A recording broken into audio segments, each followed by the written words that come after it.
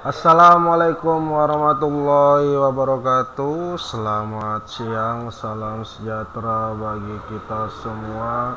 Om Swastiastu, Namo Buddhaya, salam kebajikan, salam. Ya, kita akan melanjutkan ke dalam pembelajaran sejarah peminatan, melanjutkan tentang kerajaan-kerajaan Islam di Indonesia. Setelah minggu kemarin kita melihat bagaimana runtuhnya kerajaan-kerajaan Hindu di Indonesia. Oke, kerajaan-kerajaan Islam di Indonesia ini maju pesat setelah runtuhnya Hindu-Buddha. Hal ini dikarenakan beberapa proses yang terjadi, antara salah satunya adalah Islamisasi yang dilakukan oleh para ulama. Oke, kapan Islam datang ke Indonesia? Ada beberapa kabar dari luar negeri menceritakan bahwasanya berita dari Cina adanya abad ke-7 Islam masuk ke Indonesia di daerah pantai timur Sumatera, yaitu di daerah Barus di Sumatera Utara, di daerah Sibolga. Yang kedua itu catatan perjalanan Marco Polo di tahun 1292, bagaimana Marco Polo yang sudah berkeliling dunia melihat bagaimana proses yang ada ketika dia sudah berada di Timur Tengah. Lalu dari perjalanan Ibnu Battuta di abad ke-14, Ibnu Battuta merupakan salah satu penjelajah yang berasal dari Timur Tengah untuk menyebarkan Islam dan berdagang. Nah, sedangkan kapan Islam datang ke Indonesia? Ada beberapa kabar dari berita dalam negeri bahwasanya yaitu makam Fatimah binti Maimun tahun 1111 di daerah Aceh, lalu makam Malik al-Saleh di tahun 1297, lalu ada makam Maulana Malik Ibrahim di tahun 1419, lalu komplek Makan Troloyo dan Trulan Jawa Timur di daerah Jawa Timur. Trulan tepatnya itu merupakan salah satu tempat kerajaan Majapahit dulu.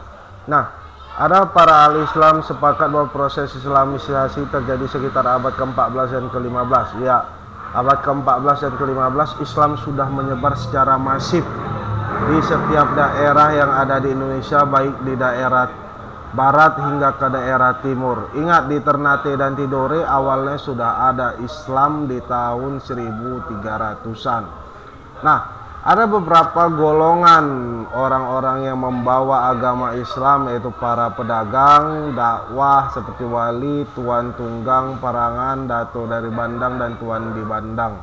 Nah, para pedagang ini datang ke Indonesia jualan, lalu menikah, diajarkan Islam seperti itu, lalu mempunyai keturunan berkelanjutan. Islam itu berkembang secara proses melalui perdagangan dan perkawinan, lalu juru dakwah melalui Wali Songo, lalu ada tuan tunggang parangan, dato dari Bandang, dan tuan di Bandang. Nah, proses Islamisasi ini panjang, terjadi di tahun 1200 sampai sekarang.